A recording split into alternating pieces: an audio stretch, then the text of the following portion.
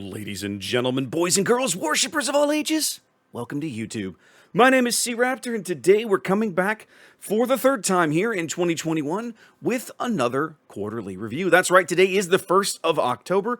It's time to take a look back at the previous quarter, do a quick, brief recap of kind of what went on, and Lord knows there was a lot that went on this quarter, and then have a look at server population numbers across the globe to kind of get a sense of kind of what we think is the overall health of the game. I've been doing these for a while now. If you're new to the channel, you can go back and look at several of them. But yeah, let's just get to it. Let's not waste any more time. So what I'd like to do a brief recap of the 2 or 3 patch cycles that went in the past quarter. A lot of people, if you're like me, you tend to forget, right?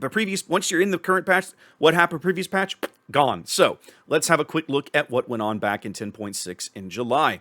Starting off with the release of the Dutch cruiser line. I mean, yay, I was glad to see a new nation come to the game. To me, these ships are still very underwhelming, but you know, that's not the Dutch's fault, right? We did have the 2 seasons of brawls. I actually really had a good time with the brawl seasons. I actually didn't play the tier 7 one. I did play the tier 6 one. Absolute blast. Some of those videos you hear on the channel, had a great time with that. I feel like Brawl needs to be a regular thing. I feel like Brawl needs to be something that they offer more than like once a quarter. I feel like every patch should have Brawls. Personal opinion. 10.6, we say Friesland replaced with Groningen. This was the 10.6 was the break point. Friesland was basically removed, so you had one patch in here where you couldn't get either ship, and then in 10.7, with the kind of more the Dutch ships coming back, Groningen was added to the game, which is essentially a Friesland clone flying the Dutch flag rather than the European flag. Russian carriers, of course, came to super testing back in the middle of the summer. We've seen them around for a while now, and then this patch was mostly about balance tweaks. There were a whole lot of them, right? The kind of newly released at the time. German destroyer branch was getting some changes there. Merker and Schultz got a little stealthier. Fen Yang got a much-needed main battery reload buff. QE got a turret traverse buff, which was nice. Like, those guns have always needed WD-40. Monarch got a range buff. I couldn't believe this. At the same time, I look at it like, well, I mean, you're still not going to be firing the AP at that range anyway, so yay. A 2.7 Russian cruiser Scores got a main battery range buff. I missed this somewhere along the way. It's about a half a kilometer in here. That's not too bad, really. That gives her a little more comfort, let's say, when she's up-tiered.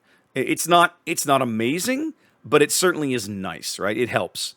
And then Andrea Doria continuing to get SAP shell buffs. She's gotten I think this is the second one she's gotten so far.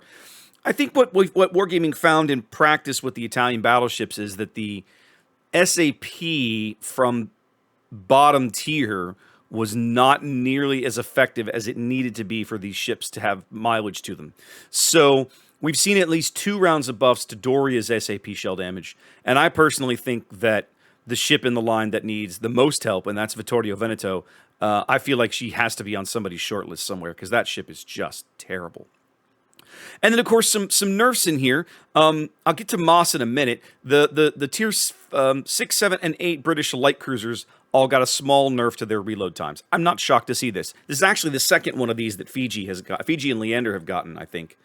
Might have been all 3. But I'm not shocked to see this, right? These ships are so good. So stupidly good. I'm actually a little surprised they've survived as long as they have, in terms of not getting hit with the nerf bat. So some minor nerfs here. Nothing catastrophic. They're still really good at killing destroyers. A little less good at farming out battleships and heavy cruisers. Tier 7 British destroyer HMS Jervis got a detection buff. I mean, at nerf, I don't know why. Usually, nerf ships that are overperforming, I've never felt like Jervis was good enough to overperform anything. Baltimore getting a little bit of a radar nerf. I won't pretend I like this, but it is kind of justified, I suppose. Baltimore is obscenely good, and her having the exact same radar as Cleveland, oh, it's not the exact same, but the same duration anyway, I can see this. I think they're going to let this stew. It was only a 3-second nerf. It basically means you can still get them thinking for a second. You can still get 3 salvos. Fire. Yeah, you can still get 3 salvos in. But I think they were trying to take away that 4th salvo. If you timed it right, you could probably sneak in 4 full salvos, depending on your adrenaline rush, and I think they were trying to nerf that. And then the one that blows my mind, Tier 7 German destroyer Leberecht Maas, which is widely regarded as one of the worst destroyers at Tier 7, with a 6.8 kilometer detection on the surface. She's not amazing, and yet here she is getting a reload nerf, and a 5% reload nerf at that. What? I don't understand that. I didn't understand it then, and understand it now. But okay, I guess spreadsheet. Moving on to 10.7 as we get into August. Of course, early access for the Dutch cruiser line continued. We had the new dockyard event for Dezeva Provincia as the Dutch cruiser line kind of got closer to release. Dezeva is not a horrible ship, but she's not exciting. I mean, I know we're getting towards the end now. The patch only has a few more days to run if you're watching this video on release day. So if you haven't gotten your Dezeva, you're running out of time, probably literally 3 or 4 more days at this point. If you do get her, enjoy. If you don't get her, trust me, guys, you're not missing that much. The new release, new season of ranked battles with the submarines. That's right, submarines coming back to the game for even more live testing. This time doing it in ranked battles. Yikes. Yikes. This actually has worked out decently. They were super popular for a while. I'm seeing fewer and fewer of them as the season has gone on. And there's actually made some changes in the latest patch. We'll talk about that in a minute. New season of clan battles. I don't play clan battles anymore, guys. So if this is you, I'm sorry, because I've heard so many horrible things about this season. But if this is you and you've managed to persevere and earn your steel and whatnot, well then, hey, congratulations. Yeah, that's all I can say. Good on you for suffering. Another round of tweaks to commander skills. The new brisk skill that replaced Deadeye a while back was a 4-point skill. It was grossly overpriced at 4 points. They moved it down to the 2-point range and then replaced it with something else. And then what they really did was they buffed the secondary skill, the tier 4 secondary skill. Secondary battleships feel a lot more comfortable after 10.7. Are they back to where they were? No. But they feel better. I can live with that. With submarines coming to the game, a number of skills got buffs or additions, let's say, so that they now had a secondary component to them that buffed their ASW, buffed a ship's ASW capabilities somehow, in the sense of, your HE shells do more damage to submarines, or your airstrike capability, whether it's the Dutch cruiser airstrike or the ASW patrol that battleships get, has reloads faster, or your depth charges do more damage if you're a destroyer. These kinds of things. So they added. I like that they did this at the same time they brought submarines in, right? And then of course they supposedly fixed Hidden Menace, but I'm not seeing it.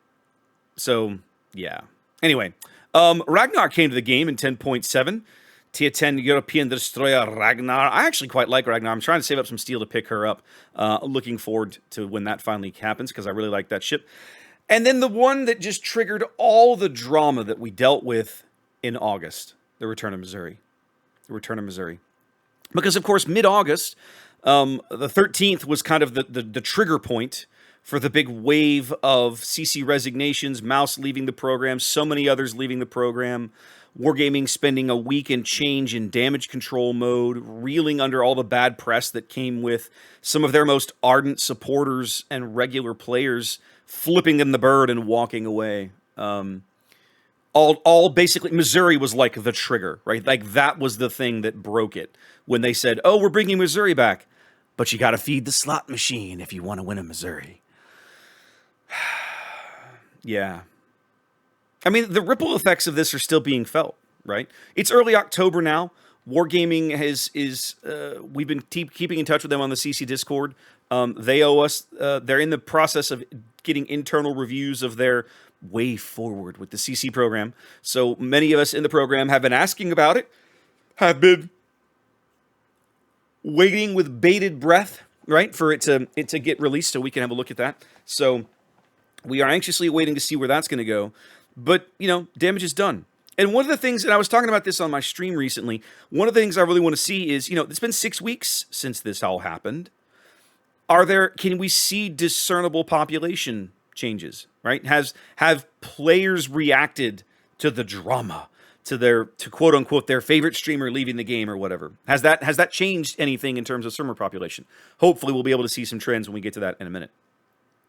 And then, of course, the current patch we're in right now, which is actually only running about 3 or 4 more days. This is 10.8 for early release event for the Russian carriers, of course. Full release of the Dutch cruiser line. The Tier 10 became available just a few weeks ago. the annual birthday event going on right now. A little different this year. You can earn little festive tokens that you can spend on fancy permanent camos for some of the Tier 7 ships. I actually quite like it. It's a lot of fun. Neat event. This was a big one, and I need to go back and play some more operations. They reset operation stars. Like 3 or 4 years after operations came to the game, and most players at the time, maxed all that out and got all the rewards, they reset operation stars. I almost wish they'd do this every year. Don't you? Don't you wish that like every year on the game's birthday, they just start resetting operations? Give people a reason to derp in there at least once a year? I think that'd be reasonable, don't you? I'd love to see them do that. I might go make that suggestion. We'll see if that's in the cards. Of course, we're in the middle of this Aircraft Bureaus event that is similar to the Battle of the Beasts that was done back for the German destroyer split. This is for the Russian aircraft carrier early access. I presume this will continue next patch as the early release event continues, but I'm not positive. Convoy battle modes come to the game. This was something that was announced a very, very long time ago. Finally came to the live servers. I have had very, very bad results in this. In fact, I streamed this one night, and it was like 0-6. And the teams that I had people that were AFK. I had people that just sailed forward until they were dead. It was some of the most miserable experience I've had in Warships in a very long time. I've sworn them off for now.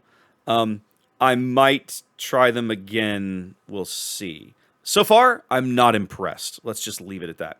New Transformers collab, of course, ongoing right now. If this is your bag, hey, have fun. If it's not your bag, well, that's fine. Nothing for you. No love lost there. You're not missing out on anything. And then some more balance tweaks. Now, most of the balance tweaks that came in 10.8 were basically them taking the first month of submarine test data and doing something with it. Whole bunch of submarine changes came in 10.8. And I admit, I have not gone back to play submarine since all these changes. I feel like I probably should do that. I'll see if I can get that going. There were some other tweaks to German carriers. Most of the German carrier lines, premium or otherwise, got a bit of a buff to their dive bomber accuracy, which I feel like they needed for ships that are so kind of reliant on those bombs. They felt a little off, a little bad. Alexander Nevsky got a small tweak there. Her heal now is a little more useful. And then finally, guys, we finally got a nerf to FDR. Finally. The bomb damage was nerfed. The torpedo, I think the torpedo spread was nerfed, something like this. And yeah, I hope that's not the last one, because FDR is just silly. I get that the ship is only has one purpose, and that is, to beat up battleships and supercruisers and that sort of thing. But it's just, the ship is ridiculous. The ship is ridiculous. All right, let's have a look at server populations.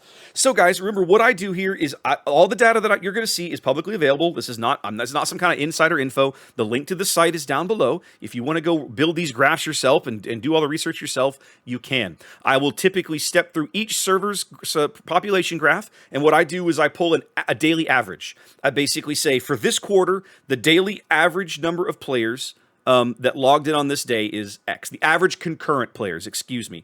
Remember, we're not allowed to see daily logins. We have no idea if 40,000 people log in today or 100,000 people log in today. All we can see is the current server population. So what I'm building then is a graph that shows the average number of concurrent servers by day, by quarter. Okay. All right, so here we are looking at NA. Now, the NA trend line remains pretty solid, right? Because we had some doldrums. The game had a decent release. We had some doldrums for a while. Got really strong into 2018. 2018 was a really good year here on the NA server. And then the carrier rework happened early 2019. Things got bad for a little while. And then as the chaos settled out of all of that, things got better just in time for the peaks you see here in early 2020, the first half of 2020, of course, because everybody was locked in their houses. Ever since then, we're on basically a nice, steady downward trend. That doesn't shock me. This was always, in my opinion, this population level was unsustainable. It was. This was Corona, okay? These peaks you see first, second, and third quarter 2020, this was Corona. There was always going to be a regression. The question is, how far are we going to regress? Okay, and that remains the question because we're still seeing it, right? We're still on the downward slope. So, if you go back and you look at the last quote-unquote normal year we had in Warships. Now, think about this for a minute, right? 2019 was the chaos of the carrier rework, right? Landing at the end of January 2019. So the middle two quarters of 2019 were very wonky population-wise. And then with the holiday, things rebounded, and then the next thing you know, bam, Corona, okay? So then you have 2020, which so you have 2019 is like a little deflated because of in-game events. Then you have 2020 is like inflated because of real world events, and I think we're still going to continue to see obvious corona impacts into 2021 in terms of game population. So you almost have to go all the way back to like 17, maybe early 18 to get a sense of like 2018 is like the last normal year we had. And what did we see? Well, let's see. Third quarter was about 8,000, which was a pretty good upgrade from the previous third quarter in 17, right? Where are we today? We've regressed a little back behind that third quarter 18 number, but not atrociously bad. In fact, if anything, the downward plummet is slowing a bit here. I'd still say this is reason for concern. Think about it, guys. We're now in our 1, 2, 3, 4, fifth consecutive quarter on the downward slope. Now, I will say that because fourth quarter is going to have the Christmas event and the holiday events in it, this will probably rebound. My suspicion is that this will tick back up, right? If this number ticks back up to, the 8,500 level, which is kind of where we were at the end of 2019, you can kind of look at it and go, all right, well, then that makes, okay, things are, recovering. If this number continues to decline into fourth quarter, I think one of these that I do at the very end of the year is going to be very telling. If the number continues to decline into the fourth quarter, I think then maybe we can kind of throw up a flag and say, we might have an issue, guys. We might have an issue. Here's the other thing that I'm going to speculate here. If you play on the NA server like I do, you know that for the last year and change, our community team has had a lot of turmoil. There's been quite a bit of turnover. They've been a little understaffed. And I honestly think that this downward slope is some of a result of that as well. Players who are engaged, right, out of the game, on Twitter, on Facebook, in-game in-person player events, which of course haven't happened in 18 months here in the States. Those players continue to log in. Those players continue to spread the word. They bring in their buddies. They bring in their friends. We've had none of that, and you're definitely seeing an impact. I'm not going to lie, guys. I can almost look at 2018, and I almost look at the success in 2018 and think, I'm sorry, no, some of the 2019 and think some of the reason these numbers aren't worse is anchors away. Personal opinion. Let's look at EU. Now, EU, of course, had a really good quarter back in second quarter 2020. That was their best quarter since game's release, okay? They pretty much leveled out the back half of last year. They have not seen the kind of steady downward slope since this time. They actually had a bit of a tick up at the holidays and so on. But then since then, fairly steady. And this second quarter drop-off doesn't surprise me. That's historical for Europe, right? The European numbers between first quarter and second quarter almost always drop. That's typical. That's just typical of the weather improving, people getting out, winter's over, we want to get out and enjoy the weather. One thing I've learned about Europeans, they love spring because their winters typically tend to be a lot worse than what I get, like here in Texas, right? And so they're just like, oh, thank God, spring, get out of the house, go somewhere. And of course, so many of them take holidays and travel in the summer, May, June, July, on through the summer. So summer numbers in the EU tend to be a little lower. We'll have to see if this ticks back up on into fourth quarter. But, still a very respectable and not quite as low as we were in third quarter 19, which was, again, you see the depression here on the EU numbers as well following the carrier rework. All the chaos of the carrier rework absolutely impacted server populations on NA and EU. So we're not quite back down to that level. But again, the downward trend, the little bump here over the holidays last year, the trend has been kind of steady on the downslope. A little concerning. We need to see if it continues into fourth quarter. If these numbers don't pick up for fourth quarter, again, like I said on NA, I think we're probably going to be able to go, something going on here. What are they going to do, right? Now, we've long talked about the wonkiness of the RU server, right? They started off as one of the bigger servers, and it's basically been all bad news since then. They get yearly spikes for the holiday events. Last year, of course, they had their spike was a little more sustained because of COVID, but it still went down over the summer, kind of ticked back up over the winter, down again as we were the summer. I don't know what else to say here, guys. Holding steady between second quarter and third quarter. You see it here in 2018, a small bump down here in 2019. That's kind of the Russian MO, right? Second quarter, third quarter, holding steady. Second quarter, third quarter, 17, holding steady. 18, holding steady. 19, pretty steady. 20, actually down, but again, this I think is COVID. 20 is a weird year, COVID, and then 21, holding steady. So I'm not really surprised to see this. What we are seeing, though, is the continued, let's say, the Russian players just aren't there. It doesn't feel like, right? Their average daily logins just continue to drop, and it would be nice to see this hold steady, right? If this drop would level out and we could get a nice steady, 10,000 or whatever, but we're actually below 10,000 now quite a bit. This was a bit of an aberration back in third quarter 19, dropping below 10K, but here we are pretty much well below 10K for 2 straight quarters. So yeah, I don't know. We'll have to see if they can do something about that. To me, that feels like something that Wargaming's got to fix. I mean, obviously, their marketing guys have got to fix that. I can't fix that for them. Now, on the Asia server, things are still going pretty well. If you remember when I first started this series, way back at the end of 2019, I think right here, Asia had started well and then been just very steadily bad for a number of years. And then the carrier rework in 2019 brought players back. Of course, we had this massive spikes during lockdowns in Corona. That has regressed somewhat. But what's encouraging to me is look at the Asia server. The trend line still very positive, regardless of quarter. What it means to me is that a lot of these players you picked up during the Corona spike, you've retained. You've retained them as players. I think that's noteworthy. So kudos to the Asia office for doing a good job over there and keeping people engaged and keeping people playing the game on that server. Because for a long time, these guys were like the redheaded stepchild. So yeah, that's all 4 servers. This is all 4 servers on one graph, so you can see the various trend lines, right? Everybody's trend line over the last 6 years is fairly positive, with the exception, of course, of the Russia server, which has kind of just continued to drop, whatever. They just haven't been able to engage and hold the Russian audience steady. Interestingly enough, this last quarter, NA is actually the least populated server. Last quarter, when we did these in the second quarter, Asia and NA were kind of on top of each other. RU was just ahead. Now we're at a point where Asia is well ahead of NA, kind of edging up towards Russia. EU, of course, still the most populous server.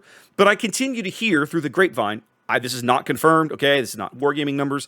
But anecdotally, I still continue to hear that NA is like the server that spends the most money. Even though we basically are kind of the small side in terms of average players.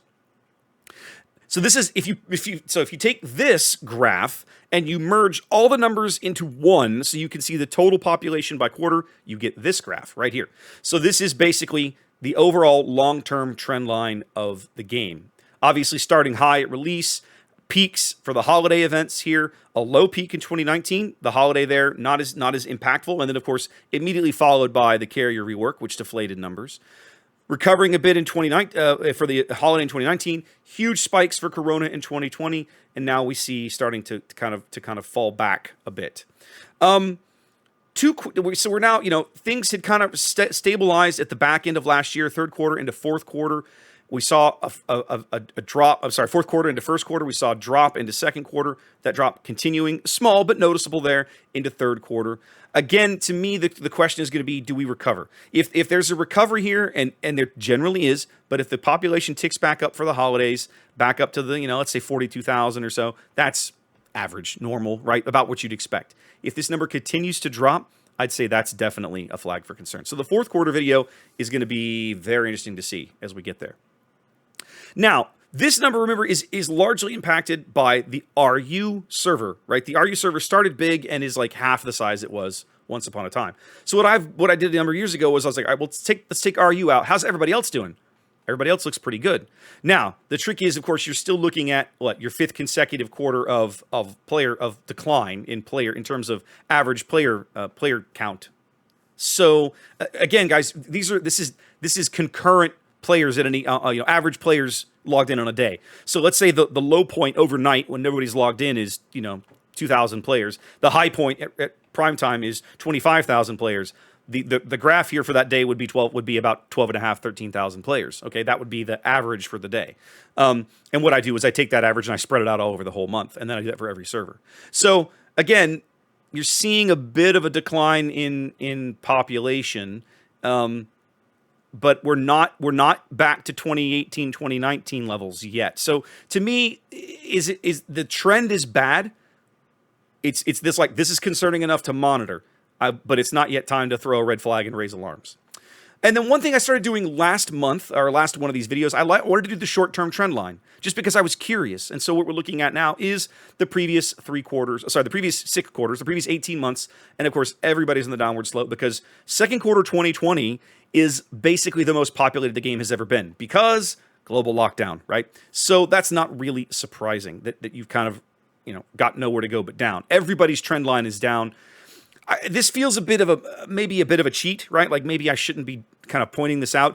But what I want to be able to do, guys, when the things start to stabilize, presuming that they do, next time we do one of these, this second quarter will drop off. The trend line will be starting here. I'll be curious to see how bad, how good they are. Because if you think about it, yes, overall the Asia server is down from where they were at the height of COVID, but compared to where they were 2 years ago, they're way up, right? As we saw back on their graph right here, right? Compare this 2021 basically to 2019. So, the Asia server looks really good in that comparison, but it's the COVID spike makes analyzing some of these very, very challenging. Anyway, guys, there's our quick look over kind of what we feel like is, or what I feel like is the health of the game in terms of server population. A quick recap on what went on the previous quarter. Remember, guys, I think the fourth quarter video and the first quarter video are going to be pretty important. So let's stay tuned for those at the end of the year. I'll make sure and get those done over the holidays as we head on into 2022. In the meantime, guys, appreciate you watching. Wash your hands. Be safe. I'll catch you next time.